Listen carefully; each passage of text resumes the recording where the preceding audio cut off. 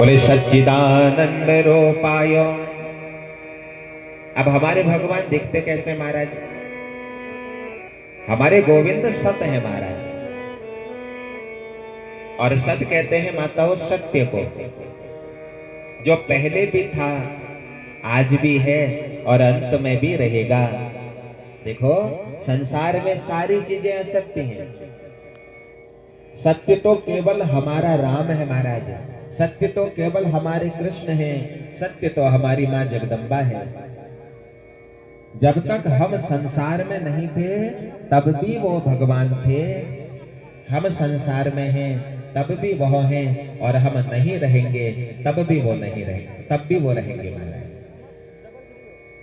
जब तक हम नहीं थे महाराज तो हमारे दादा परदादा भी राम राम बोला करते थे। हमारे दादा परदादा नहीं हैं, आज हम राम राम बोल रहे हैं, और कल हम चले जाएंगे, जो हमारे बच्चे होंगे महाराज वो भी राम राम बोलेंगे। जब तक हम नहीं थे तब भी हमारे राम जी थे, आज हम हैं तब भी हमारे राम जी हैं, और कल हम नहीं रहेंगे तब भी हमारे राम जी रहेंगे।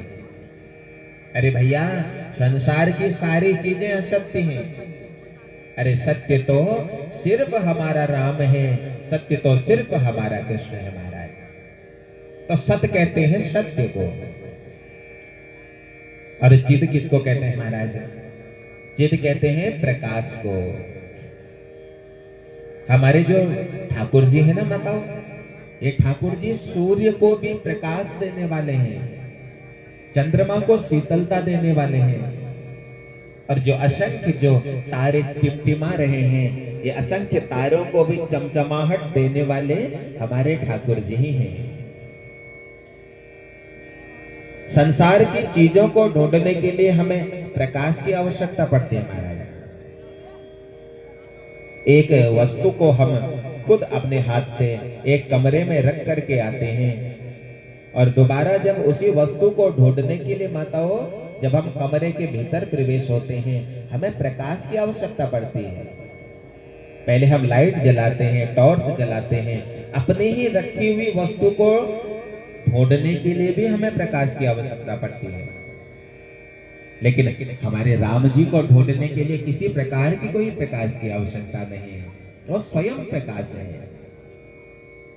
तो चिद का अर्थ है महाराज प्रकाश, और भगवान का तीसरा नाम है आनंद। ध्यान पूर्वक सुनिएगा सब कुछ। आनंद सिर्फ हमारे राम जी हैं, आनंद सिर्फ हमारे श्याम जी हैं, आनंद सिर्फ हमारी मां जगदम्बा है महाराज। आज तो हम आनंद बड़ स्वस्थ करे लो महाराज।